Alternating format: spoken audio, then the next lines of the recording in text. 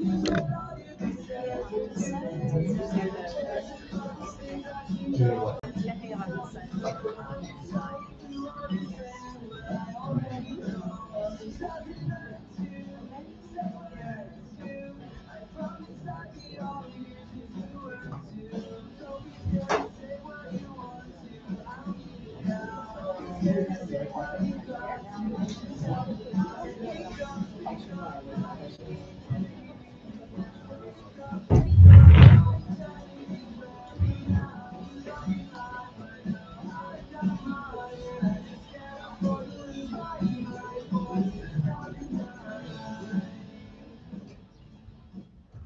everybody. How's it going? Clap it up! Welcome to the Evolution Asian American Arts Festival. This is produced by the AAAC, the Asian American Arts Chicago. So special thanks to our host, the Looking Glass Theater, which you're at right now. Great. I'm Becca. I am your MC. Are you having a good time? Clap it up!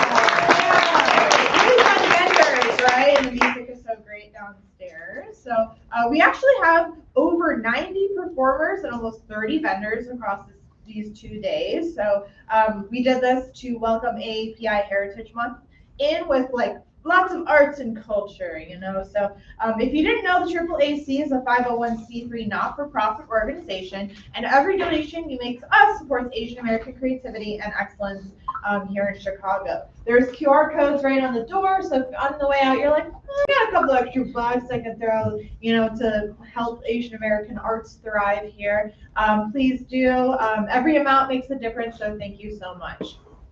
And if you want to learn about the performers, the vendors, and the artists, you can just go to our website, AAAC.art. So that's AAAC.art. And you can tip the performers, you can tip the bartenders, you can just thank us for supporting the arts. So if your phone is on like a dingling, you know, type of thing, just turn it off, please, so that it doesn't disturb the performances. As well, if you need to use the restroom or leave for any reason, please do so while I'm up here. I don't care if you go and leave, you know, come and go like when I'm up here, but definitely it disrupts the performances, especially because right now, oh, there goes my pencil.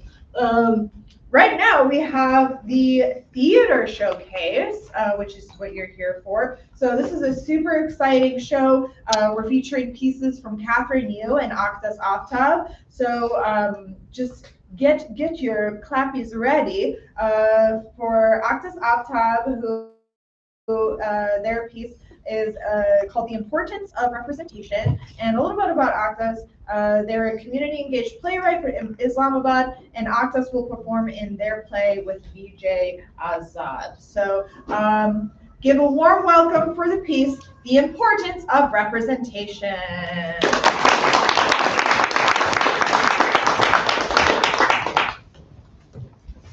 Ali is a 25-year-old Pakistani trans man trying to write his memoir. The Jinn is a 756-year-old non-human shapeshifter made of smokeless fire. In a small studio apartment, Ali is sitting on his writing desk staring at his laptop. There are books, papers, and Cheetos sprawled everywhere in the room. A Jinn haunts the tree outside Ali's window. Ali is distressed and distracted. He gets up, opens the window, and summons the Jinn from the tree outside.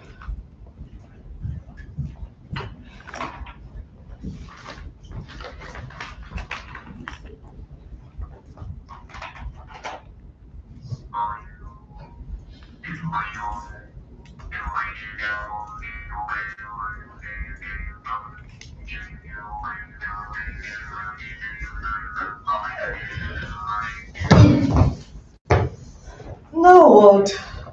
Sorry for waking you up, but I needed your help with this memoir that I'm writing. Talking to you last time was really helpful with my writer's block. Oh, when you were writing that love poem? That was just a horny poem. But this memoir isn't sentimental like that. I don't mind sentimental. Love poems can connect old jaded jinns like me to young humans like yourself. But memoirs are so boring, so stuck in the present. Maybe, but this memoir is different. It's It's a political project. A political project about you? Yeah, but not just me. It's about my story as a trans guy growing up in urban Pakistan. It's my story, but it's also the story of many others who are invisible, who don't know that others like them exist. So I need to write this story. Why? It feels like a social responsibility. I owe it to myself too, because there aren't any stories about folks like me. You mean there aren't stories about other self-obsessed, anxious nerds? No, there aren't stories about Pakistani trans guys trying to bind their chests in the July heat of Lahore and getting turned on during prayer in the neighborhood mosque from brushing against other sweaty men. I keep trying to find myself in memoirs written by other trans people, but I'm tired of just the little bits and pieces. And I'm so sick of people pointing me to all these Indian trans stories, whatever little they exist, thinking that I'll find myself in them. How do I explain to my readers that an Indian story doesn't represent other South Asians? You mean, how do you explain yourself to these readers? Oh. Yeah. So you really care about these guys understanding your story? Well, I'm not writing for them, but I do have to think about Western readership, to make sure I'm not just feeding into that Orientalist and racist expectations. To make sure I'm not just giving them some stereotypical story they expect, the one about an oppressive Muslim patriarch who's going on some honor killing spree. I see. Okay, so you're trying to mess with their expectations, to trick them and play with them. No, not to play, but to finally make myself visible to them. And to the cis readers in Pakistan who think trans refers only to trans women. I need to make trans men visible there too. Why? What do you mean, why? For the longest time, I didn't transition because I didn't even know it was a possibility for me. Because I hadn't seen anyone with a life and body like mine, and I don't want others to go through that. I owe it to the trans kids in Pakistan. I'm writing for that trans boy in Lahore who doesn't even realize that he can be a boy.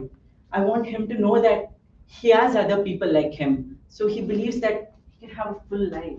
A full life in dingy apartments that smell of Cheetos and socks?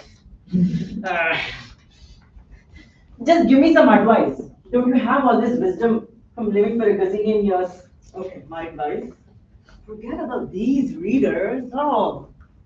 Just write for that imaginary little child in Lahore who's confused about this human thing called gender. Write for the past you.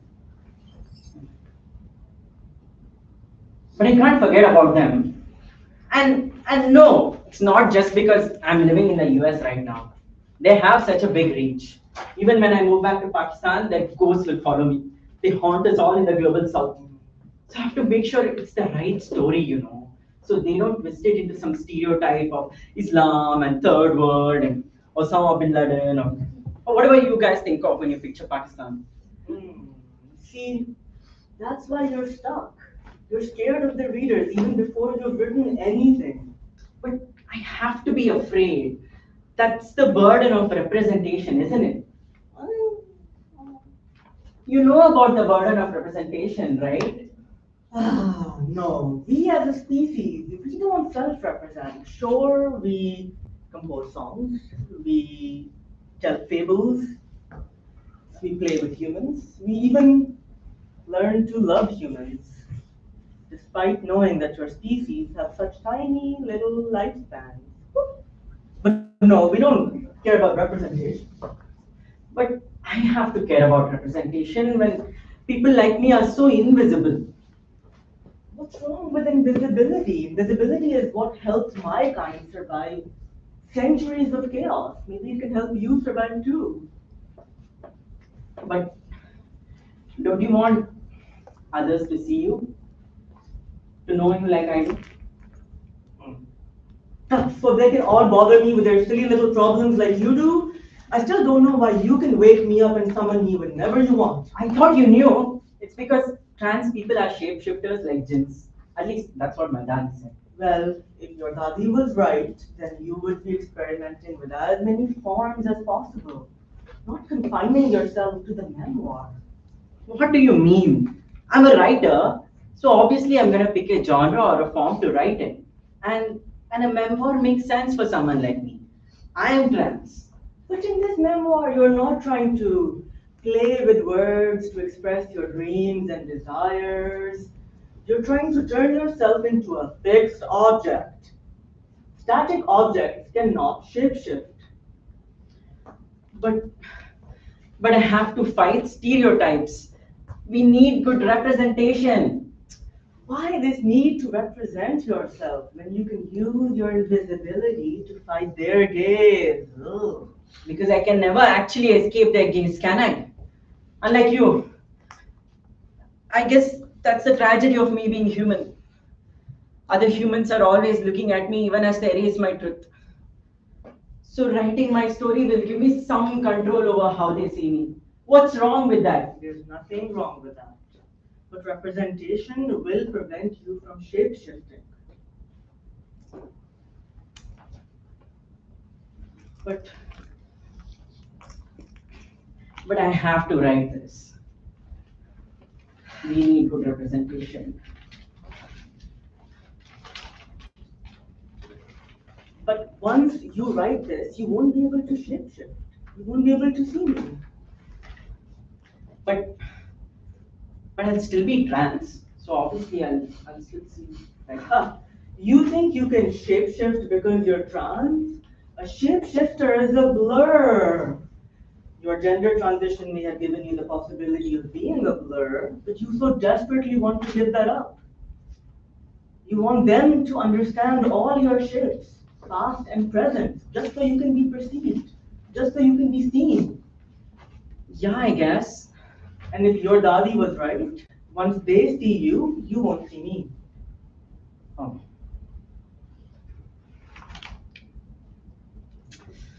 I guess. Because you believe in the importance of trans representation. I guess.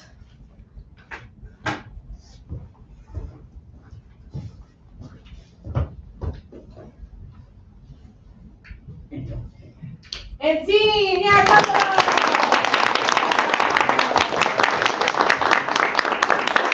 Great. And now as we set up for the next one, yeah, come on in, yeah. Don't worry, you'll see after. I'm just gonna set up a little bit, but while we're setting up, come on in. It's a little bit of a full house. Let's see if we can squeeze some people in. There's 2 seats up here. I think these are okay to sit right here. Yeah. And there's some like standing over here. Yeah. So if you need to come or go, that would be great. I think this needs to face this way. Oh, yep. Careful. Okay. Face over here. Okay. Great. So, for those of you who are coming in, welcome. This is the theater showcase for the Evolution Asian American Arts Festival. Oh, is that my ride? Uber, Lyft? Okay. Just kidding. It's a different noise, I know. I'm Becca. I'm your MC, so we're just going to set up for our next theater piece. While we have you here, I just want to let you know later today at 2:45 is the performance lecture. So there's a bit about like learning about performance and all of that. So looks like we are set up now. So next we have Catherine Yu's piece. Catherine Yu is a writer of plays and librettos and wrote the 10-minute play Like a Lizard, which features actors Zihan Chong and Zachary Series. So give it up for the next piece, Like a Lizard.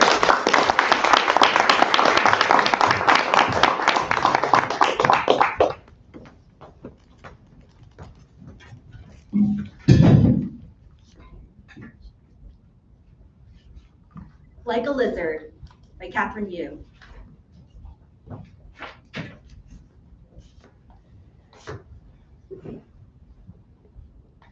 It has a soul, I'm telling you. I saw it in the eyes. The eyes, there. He was inside. You don't know that. I saw him. It was a cute dog. Very happy, very alive. Does not have a soul. It had the eyes of my father. It did not. We should have taken the dog with us. Do you think if we go back, he will still be there? Kira, he already has an owner. Why can't you let me believe that when a soul leaves a body, it finds another to inhabit? You're too old to say such childish things. You mask it as sensitive poetry, but it's complete spiritual nonsense. I wasn't trying to change your mind. I was just trying to keep my own mind. You're not head over heels yet? That'll never be. I told you from the start. Do you even listen? I haven't seen my father in years. It's been years, and then suddenly, there he was. Take off your coat. You'll sweat if you don't.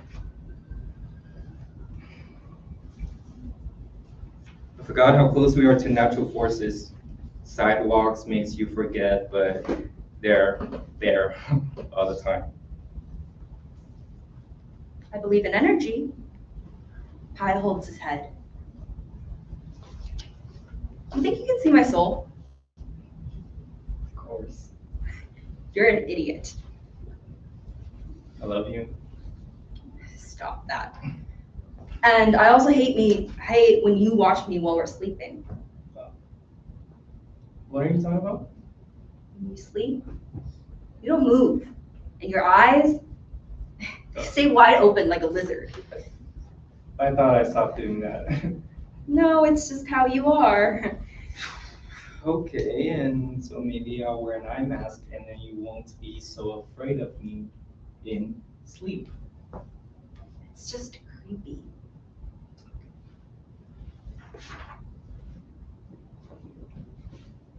Come here. I want to see something. Walk toward me. No. Okay.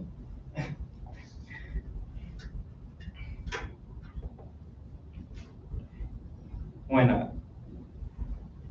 Do you want someone to hold you? Pi walks away from him.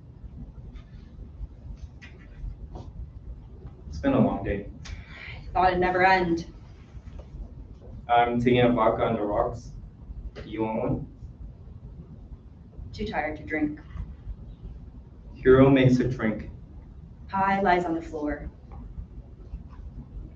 You're gonna just lie there? Yes. I love the feeling of the floor. Reminds me there's an end to things. Jesus. Bye. The funeral was very tiring. 3 years ago to the day. Now we're on another continent. Hero finishes his drink and makes another one. I remember I wanted to put a flower on Jay's body, but they said the fish had eaten away his face, and so it wasn't decent to show a crowd. Makes me sad to think his face was taken away from him, just when his loved ones most wanted to see him. I didn't see you with the flower. I gave the flower to a little girl. I chose life over death. My mom was different. There was a boy my mom loved as a kid who loved that never-ending number pi, and they ran out the number together until their hands got tired. He drowned. I think that was it. It haunted her.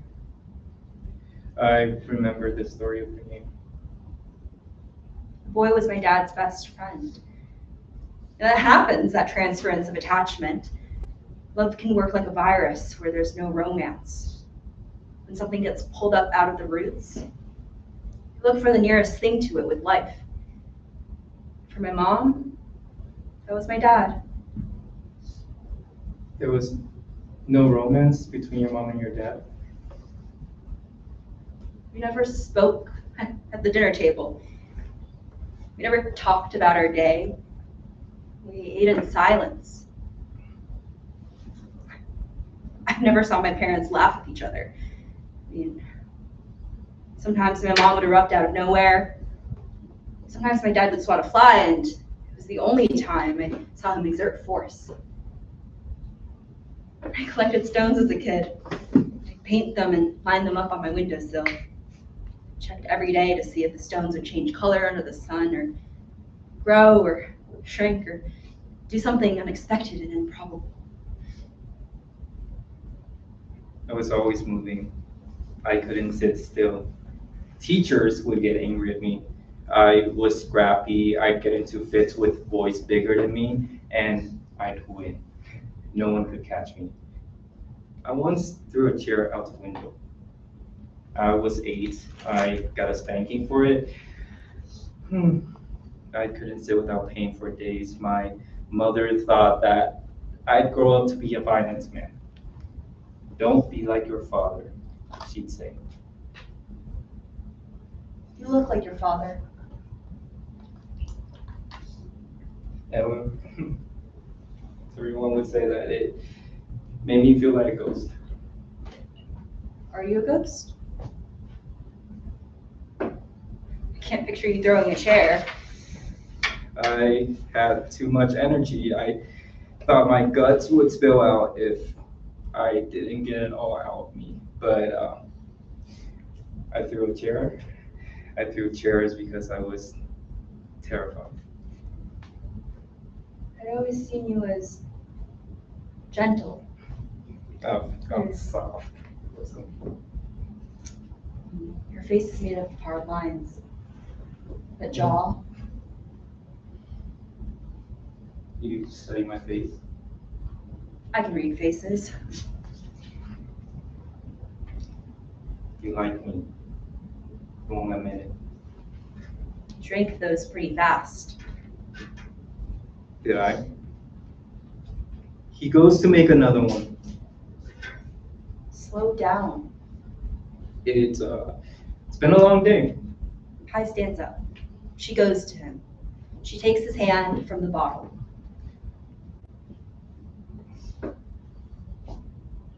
I know what I can handle. Stay with me. I need you. When have you ever needed anyone? You either let people surround you or you push them away.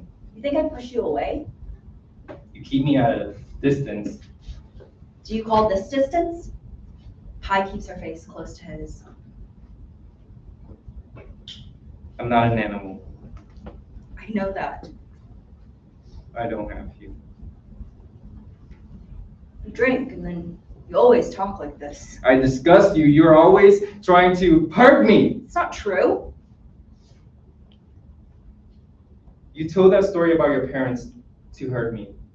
Don't deny it. I don't know why I do that. Too much to remember. You don't see my humanity. You think I'm something to own and tease and order. You've never loved anyone in your life. Stop it. You know I love you. You love me. Yes, I love you. You know I do. Remember?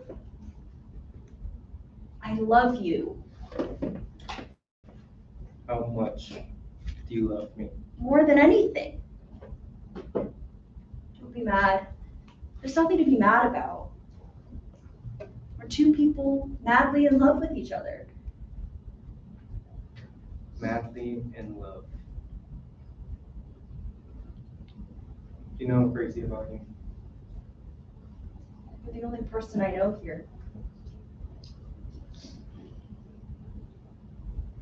Do you only begin to love me after he was gone? After who? After Che. Do you only begin to notice me after Che was gone? Because you said that love transfers sometimes. Did it transfer to me?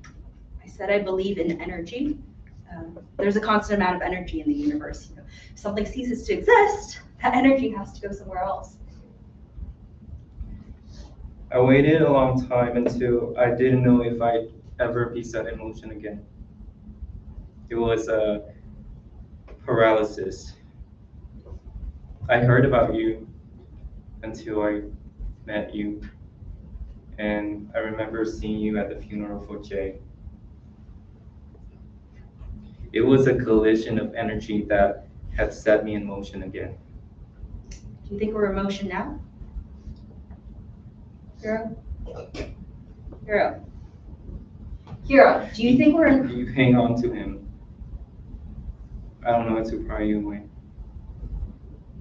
Hold me. How do you hold a corpse? Call me that? You like innocence, but the innocents are eaten alive. I'm not waiting for innocence. I chose you. Hold me. You held out your hand when we were introduced. I don't remember. I've thought about that moment many times. I kissed your hand. Oh yes. That surprised me. There was an opening, but I didn't take it then. I didn't know how to. What about now? I know why you're like this. You read the news, and I told you not to. You keep on having the nightmares. I have to look. There's blood every day. A priest who survived the Civil War once said, every so often, an evil rears its head in the people. But then it runs its course, and then humanity returns to the race. What does that mean? Does it really pass? It's the course of history. We escaped a war only to find a no man's land in another country. We'll wake up tomorrow and it will all be different.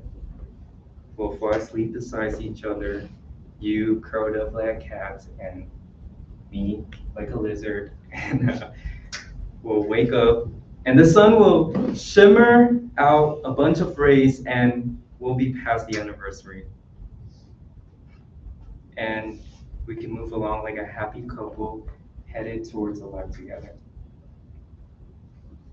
And because we're in love and we deserve each other, just like anyone who's out there.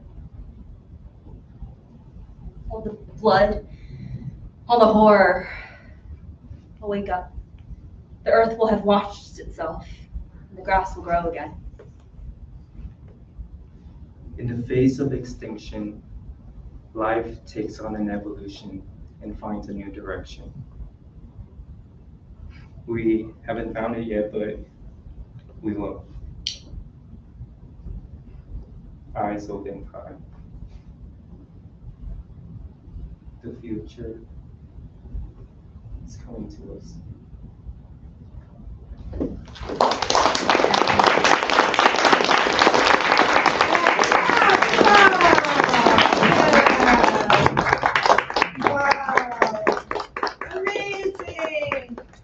If you liked what you saw, you can go to triplac.art and learn more about the performers and the writers for this theater showcase. And as well, if you want to see me do comedy later, I'll be here as well, Becca. And so thank you so much for supporting Asian American arts in Chicago. Be sure to just check out the program for the rest of the day and also for tomorrow. And all we can really say is thank you, and enjoy the time at this festival. The exit is this way, and be sure to just bring all your bearings with you, drinks and